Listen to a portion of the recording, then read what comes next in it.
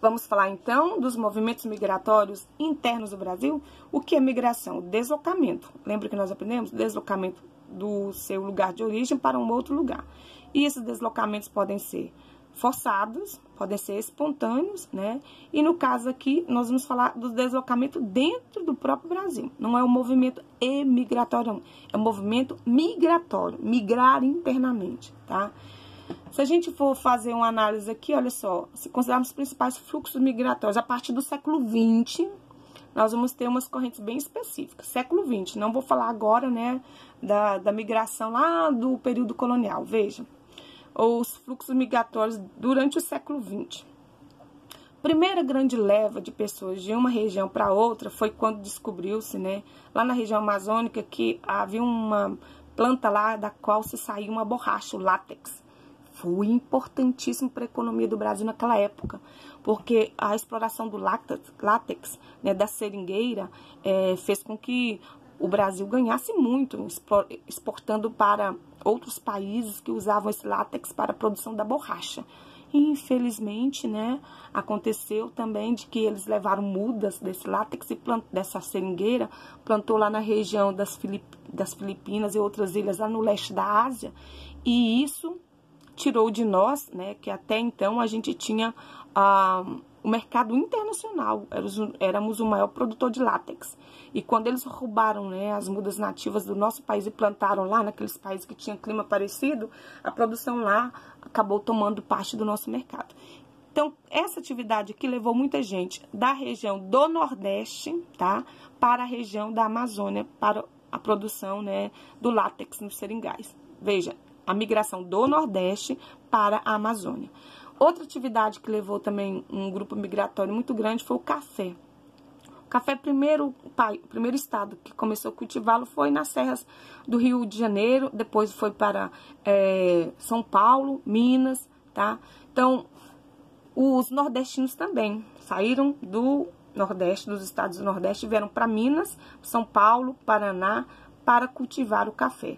E você viu há pouco, né, que até 1929 o café foi o carro-chefe da economia brasileira, o produto mais lucrativo no mercado internacional. E o país ficou dependente do café durante muito tempo. Produzia café e vendia, porque era um produto que tinha um alto valor no mercado estrangeiro. Depois a queda desse preço em 1929 fez com que muitas áreas, né, cafeicultoras desaparecessem. Hoje, o café continua, né? O café hoje é um dos principais produtos de exportação também, com outra característica, obviamente, né? E também sem necessidade de mão de obra, porque as lavouras cafeeiras hoje, elas são mecanizadas. Mas essa atividade foi também responsável pela migração de nordestinos para o Sudeste. A construção de Brasília, né, na década de 50. Ontem, dia 21, Brasília completou 60 anos, ou seja, uma capital brasileira, capital do país, bem jovem. E para construir Brasília, que foi projetada por Oscar Niemeyer, idealizada por Juscelino Kubitschek, né, um presidente daquela época, e Juscelino também já tinha feito outra capital, que Belo Horizonte também é uma capital planejada, também foi planejada, né, no governo de Juscelino Kubitschek. Brasília foi escolhida naquela região do Planalto Central para centralizar a capital, que antes era Rio de Janeiro, e para construir Brasília foram imigrantes, principalmente do Nordeste também, né, mas de várias outras regiões brasileiras, mas o número de nordestinos também foi muito grande. Então você vê que os nordestinos lideram nessa corrente migratória. Aí você me fala, por que só nordestino? Por causa das próprias condições, né, econômicas da região naquela época. Naquela época, né, o Nordeste, principalmente o sertão, sofria pela ausência de chuva constante, né, eram meses até anos de seca. Então, o sertanejo era obrigado a sair para poder sobreviver. Os candangos, como são chamados os nordestinos que foram para Brasília, que muitos não voltaram, permaneceram em Brasília, os filhos de nordestinos nascidos em Brasília, os candangos, né, também se tornam um grupo migratório forte aqui do Nordeste para o Centro-Oeste. O avanço da industrialização vai ser o outro motivo. Quando São Paulo, depois da queda do preço do café, São Paulo vai aproveitar a mão de obra dos imigrantes, os italianos, né, principalmente, que já conheciam o trabalho em fábrica e estavam na cidade agora, porque tinha saído das lavouras de café, vão aproveitar eles para poder instalar as primeiras fábricas. E de lá para cá, Rio e São Paulo se tornaram as duas maiores regiões, né, industrializadas do país, seguidos depois, né, por Minas, e aqui então vai atrair um número grande de imigrantes também, vai atrair um grande número de nordestinos também para a região sudeste. E a última corrente migratória é a nova fronteira agrícola. Durante muito tempo o sul do Brasil foi o celeiro, né, agrícola brasileiro. Então era no Paraná, Santa Catarina e Rio Grande do Sul, onde a maior parte da produção agrícola saía. O que aconteceu? As terras foram ficando gastas, foram ficando muito caras, e os próprios gaúchos, então, eles vendiam suas propriedades caras e desbravaram para o norte do Brasil. Tocantins, Maranhão, Pará, porque lá as terras eram bem mais baratas e eles iam com toda a tecnologia que tinham, conhecimento que tinham, e compravam fazendas bem maiores e podiam explorar mais e ganhar muito mais. E foi o que fizeram, estão lá hoje, né, ganhando os territórios daquelas regiões. Então, essa nova fronteira agrícola também foi uma razão para deslocar, né, agora não mais nordestinos, mas sulistas, né, povos da região sul para a região norte.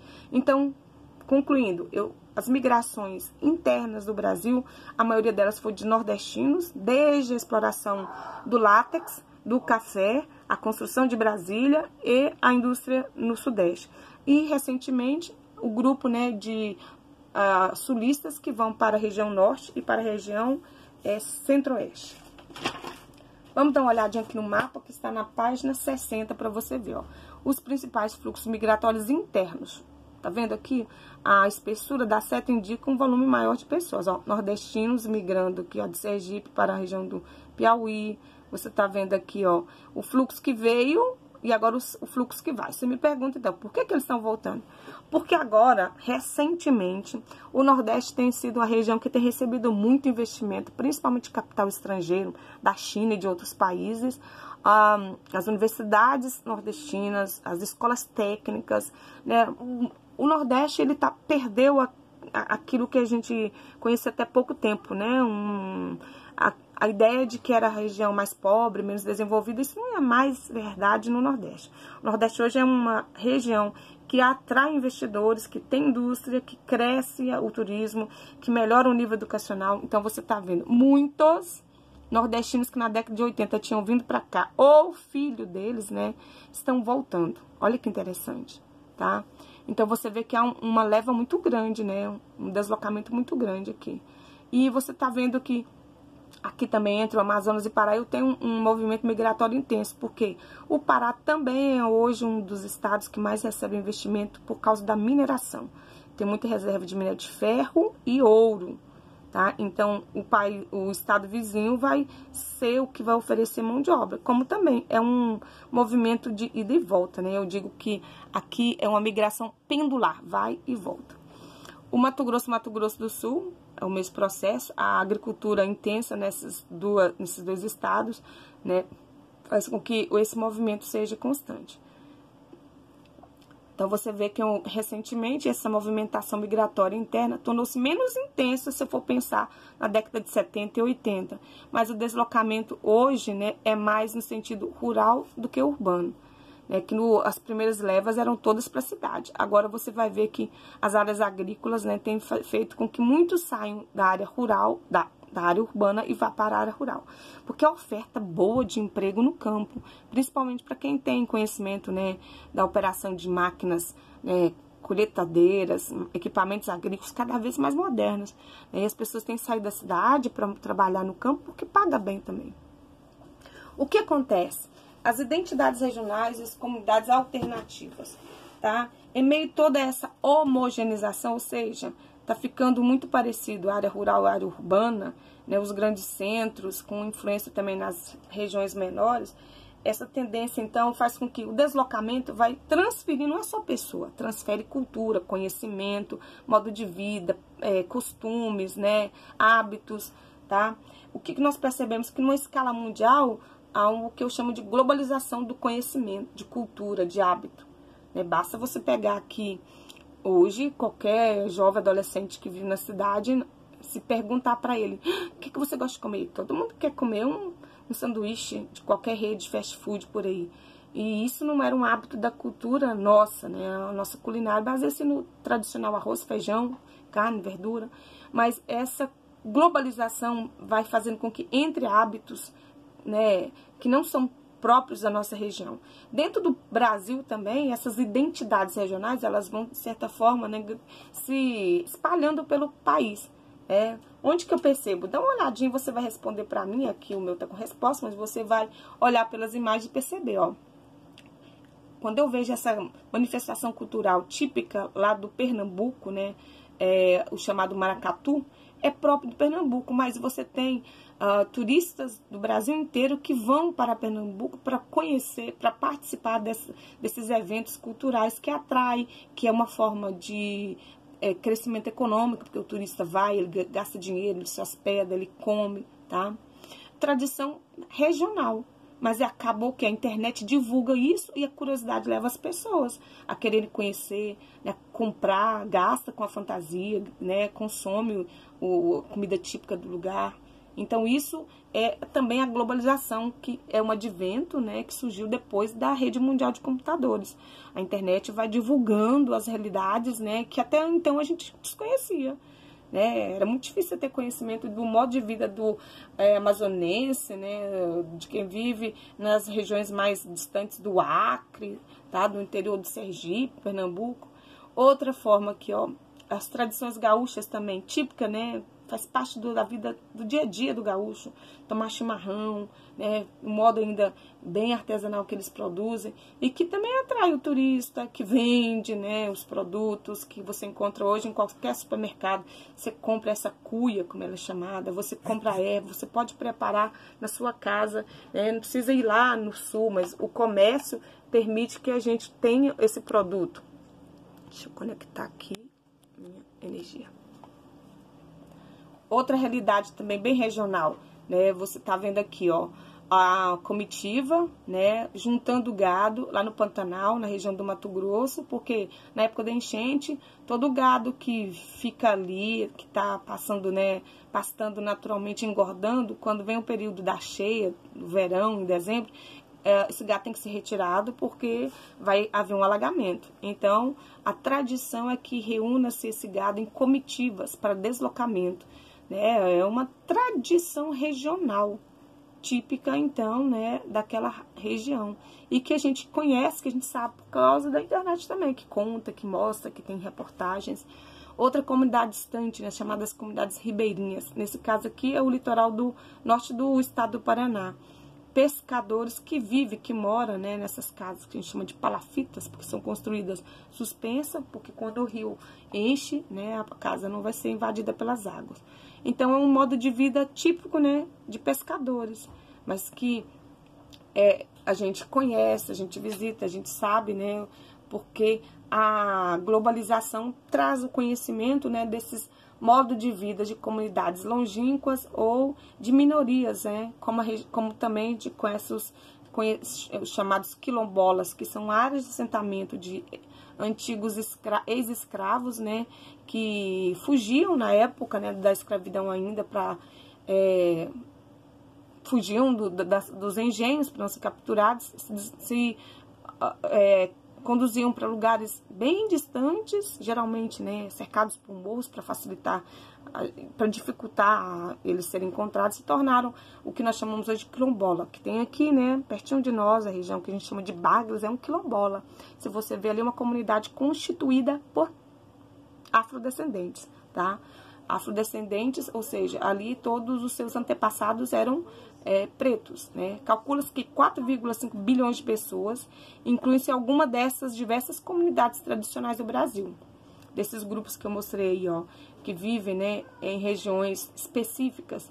Então, constituindo os mais de 210 milhões que nós somos, 4,5 vivem aonde? Em regiões, né, litorâneas, como a gente viu os caiçaras, ou são os caboclos que vivem nas regiões quilombola, né? E assim por diante. Você vai ter os que vivem como as nações indígenas, que são os coletistas, só vivem do que colhem, até lá no Paraná também colhendo castanha, pescador. Então, população ribeirinha é um grupo grande de pessoas que vivem com um modo bem típico daquela região, né? Daí a gente fala identidade regional, o que identifica aquele povo. Ele é coletor, é pescador, é agricultor, tá? É uma identidade própria dele, são comunidades alternativas. Apesar de que a maior parte da população brasileira ela é urbana, mas esses 15% da população brasileira que vive, né, nessas regiões específicas mantém as suas tradições ainda no modo de vida, ok? Nós encerramos assim a nossa última unidade. Você vai então agora, logo que terminar de assistir essa videoaula que tá bem curta, são só 15 minutos, você vai fazer as atividades que começam na página 63 e 64. Imediatamente você vai fazer essas duas páginas. Depois, num outro horário, você vai marcar para fazer o CA, né, dessa última unidade. Valendo, né, também a ideia de que você precisa ler o conteúdo. Aqui na página 61 mesmo, você tem aí, ó, textos bem interessantes, né, falando sobre essas características regionais que a gente encontra no país.